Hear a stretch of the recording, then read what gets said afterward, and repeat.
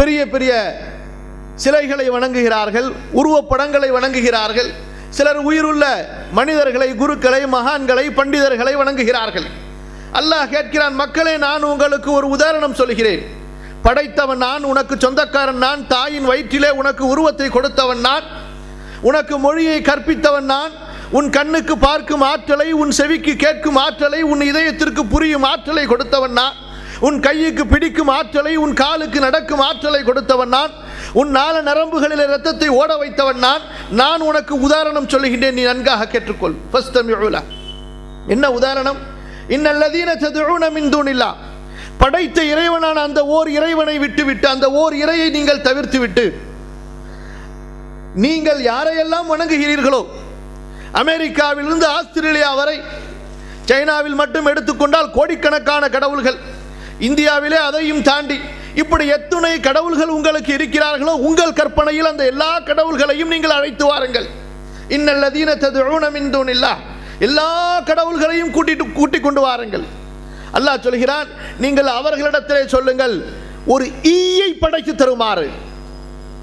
எதை படைத்து தருமாறு? ஒரு ஈயை படைத்து காட்டுமாறு நீங்கள் சொல்லுங்கள்.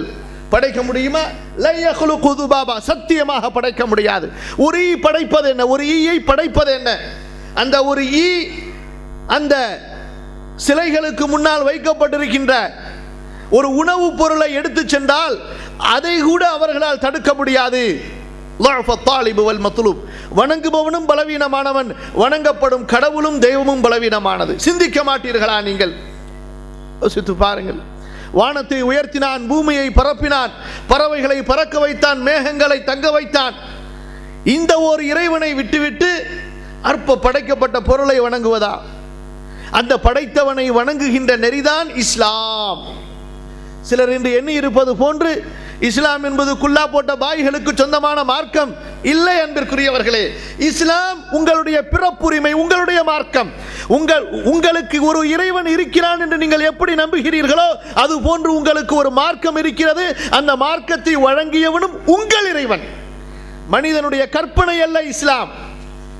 சில மனிதர்கள், சில அறிஞர்கள், சில பண்டிதர்கள், சில குருமார்கள் சேர்ந்து உருவாக்கிய கலாச்சாரம் அல்ல இஸ்லாம்.